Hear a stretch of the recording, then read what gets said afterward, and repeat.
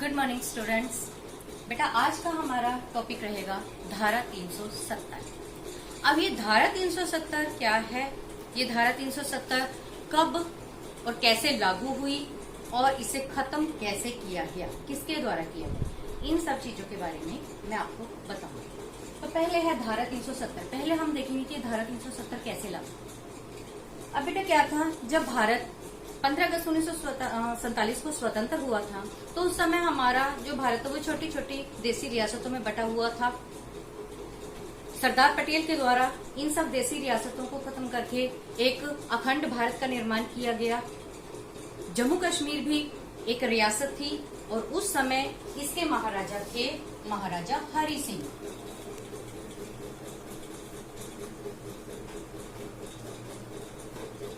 महाराजा हरि सिंह उस समय जम्मू कश्मीर के राजा थे। महाराजा हरि सिंह इससे पहले कि अपनी रियासत को भारत में विलय करते, पाकिस्तान में जो कबायली थे उन्होंने जम्मू कश्मीर के ऊपर आक्रमण कर दिया। अब महाराजा हरि सिंह को भारतीय सेना की जरूरत थी, भारत सरकार की मदद की जरूरत थी, तो उन्होंने भारत सरकार के साथ वायदा किया कि वो जम्मू कश्मीर को बचा लें और इसके बदले में वो विलय पत्र के ऊपर हस्ताक्षर कर दिए।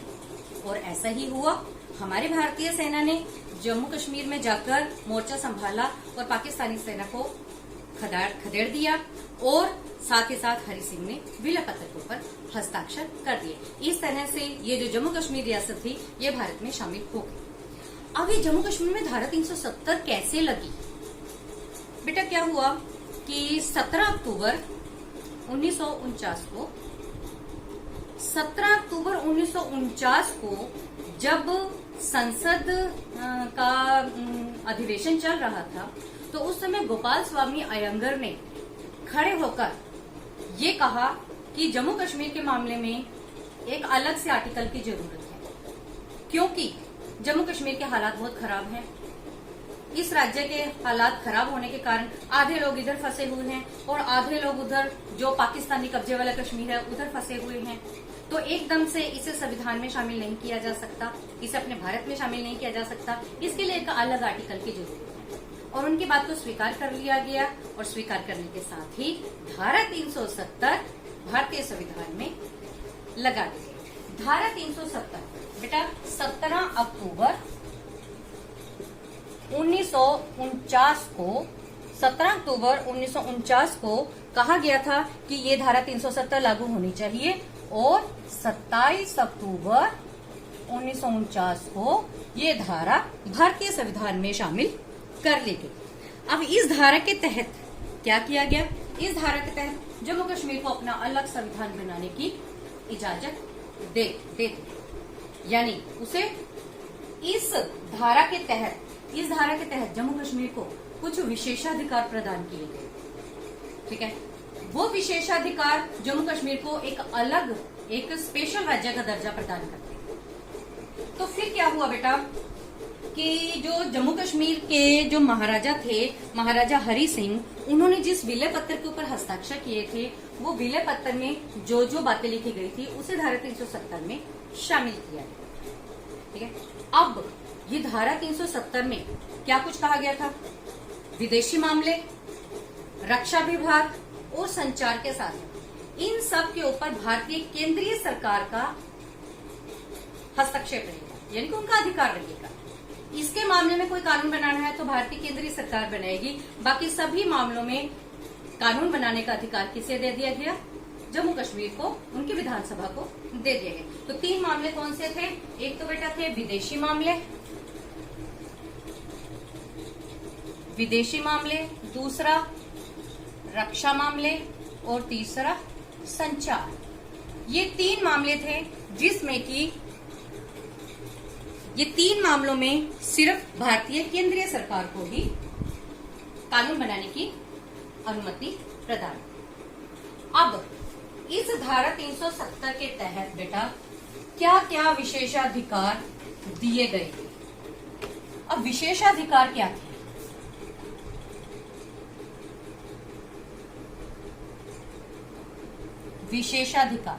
विशेषाधिकार मैं आपको बताती हूँ। उससे पहले मैं आपको थोड़ा सा बताना चाहती हूँ 35A के बारे में। अब जब भी धारा 370 का इस्तेमाल होता है, धारा 35A का इस्तेमाल साथ ही जरूर होता है। क्यों बेटा? धारा 370 के तहत जम्मू कश्मीर को उनकी अपनी स्वायत्ता प्रदान की गई थी, यानी कि उनकी सत्ता उनके हाथ में थी। और 35A क्या था? 35A वहां के नागरिकों को स्थायी नागरिक घोषित करता था और साथ ही साथ उन्हें कुछ विशेष सुविधाएं प्रदान करता। अब एक और बात बेटा, स्थायी निवासी वहां का किन्हें घोषित किया गया? जो व्यक्ति 14 मई 1954 से पहले जम्मू कश्मीर में रह रहा है, उसे वहां का स्थायी निवासी घोषित किया गया। उसे वहां का स्थायी निवासी घोषित कर दिया गया था और स्थायी निवासियों को वहां पर विशेषाधिकार प्राप्त थे, बाकी किसी को वहां पर कोई विशेषाधिकार प्राप्त नहीं। अब धारा 370 के तहत जम्मू कश्मीर को कौन कौन से विशेष अधिकार दिए गए थे? देखिए, तो उसमें सबसे पहला अधिकार बेटा उन्हें दिया गया था दोहरी नागरिकता। दोहरी नागरिकता सबसे पहला उनको अधिकार दिया गया था बेटा, विशेष अधिकार दोहरी नागरिकता। वहां के नागरिकों को, पूरे भारत में सभी नागरिकों को एक ही नागरिकता प्राप्त है, एकल नागरिकता प्राप्त है, वो भारत के नागरिक कहलाते हैं। लेकिन जम्मू कश्मीर के नागरिकों को दोहरी नागरिकता प्राप्त है। यह उनका पहला विशेष अधिकार। दूसरा विशेष अधिकार उनका क्या था? उनका अपना अलग झंडा था और उनका अपना अलग संविधान था। उनका अपना अलग संविधान था। और ये उनका संविधान कब लागू हुआ था बेटा? ये उनका संविधान लागू हुआ था 26 जनवरी सन 1957 को। 26 जनवरी 1957 को जम्मू कश्मीर का संविधान लागू हुआ था। उसके बाद तीसरा विशेषाधिकार बेटा, तीसरा विशेषाधिकार इन्हें दिया गया था धारा 356 लागू नहीं। धारा 356 लागू नहीं, इसका मतलब क्या है बेटा? धारा 356 में क्या आता है जो जम्मू कश्मीर के ऊपर ये लागू नहीं थी?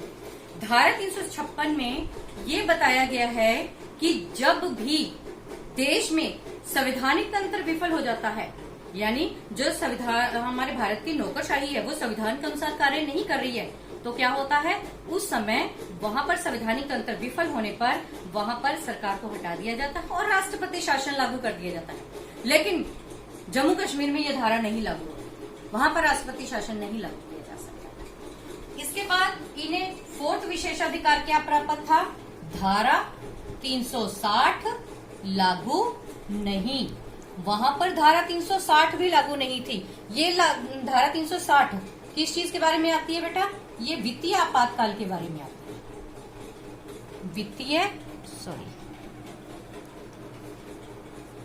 वित्तीय आपात स्थिति, वित्तीय आपातकाल। धारा 360 भी वहां पर लागू नहीं थी। अगर कभी भारत में वित्तीय आपात स्थिति लागू हो जाती है, यानी कि पैसे की कमी आ जाती है, तो ये वित्तीय आपात स्थिति पूरे देश में लागू होगी, लेकिन जम्मू कश्मीर में लागू नहीं होगी। जम्मू कश्मीर के जो ऑफिसर्स हैं या जो नौकरशाही है वहां की, उनको वैसे ही पे मिलती रहेगी जैसे मिलती है, तो उनके ऊपर ये धारा 360 लागू नहीं होगा।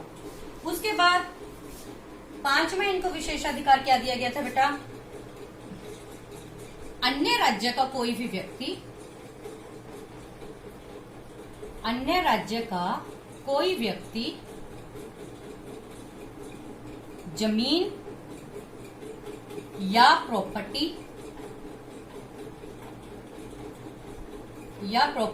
नहीं खरीद सकता।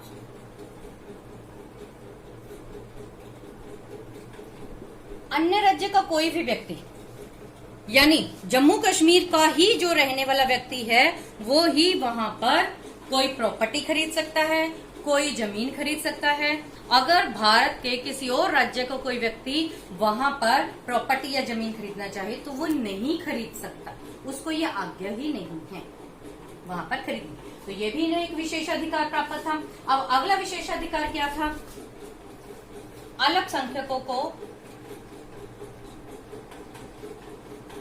अल्पसंख्यकों को आरक्षण नहीं। वहां पर किसी प्रकार के अल्पसंख्यक को कोई आरक्षण नहीं दिया जाता था।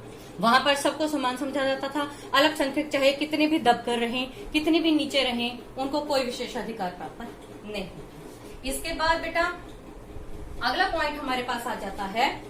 अगला पॉइंट हमारे पास आता है आरटीआई, आरटीई और कैग। आरटीआई और कैग। बेटा आरटीआई का मतलब है राइट टू इंफॉर्मेशन, सूचना का अधिकार। आरटीई राइट टू एजुकेशन, शिक्षा का अधिकार। और कंट्रोलर एंड ऑडिटर जनरल, ये जो भी कानून पूरे भारत में लागू होते हैं, लेकिन ये कानून जम्मू कश्मीर में लागू नहीं होते। इस प्रकार का कोई भी कानून जम्मू कश्मीर में लागू नहीं। और इसके बाद इनका एक और विशेषाधिकार क्या था? एक और विशेषाधिकार था बेटा, वहां की जो विधानसभा है, विधानसभा का कार्यकाल 6 वर्ष। 6 वर्ष। हमारे यहाँ पर पूरे भारत में कोई भी राज्य की विधानसभा है, उसका कार्यकाल 5 वर्ष घोषित किया गया है, लेकिन केवल और केवल जम्मू कश्मीर है जहां पर 6 वर्ष विधानसभा का कार्यकाल घोषित किया गया। ये सारे के सारे बेटा विशेषाधिकार उनको दिए जाते थे। और एक बात और, जो जम्मू कश्मीर है वहां के जो राज्यपाल हैं, अन्य भारत में जितने भी राज्य हैं उनके राज्यपाल, उनके राज्यपाल ही कहा जाता है उनके वहां पर, लेकिन जम्मू कश्मीर में राज्यपाल को सदर ए रियासत कहा जाता है। सदर ए रियासत। और वहां के मुख्यमंत्री को प्रधानमंत्री कहा जाता है। वहां के मुख्यमंत्री को प्रधानमंत्री कहा जाता है। तो बेटा ये थे धारा 370 कैसे लागू हुई।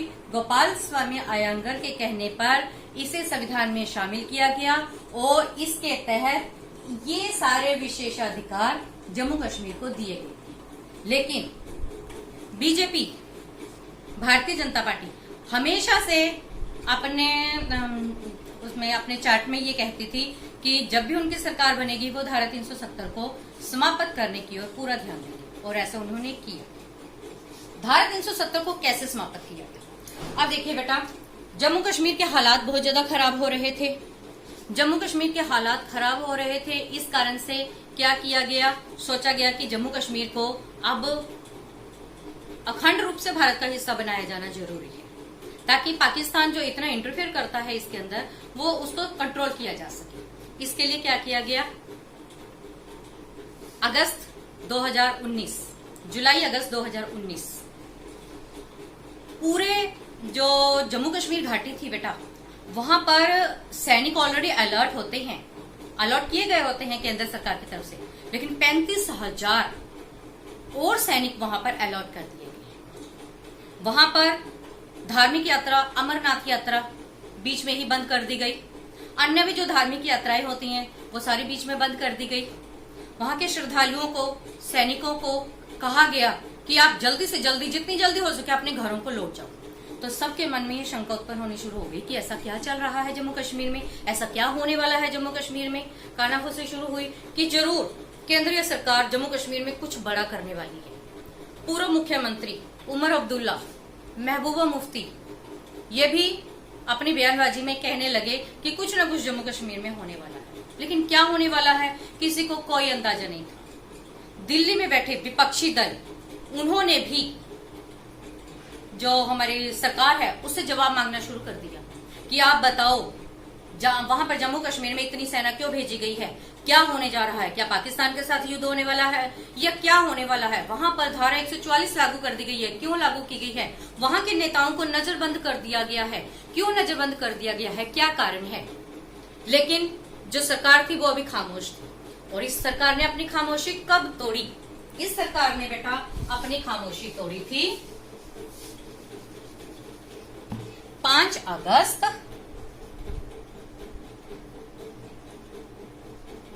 2019 दिन सोमवार,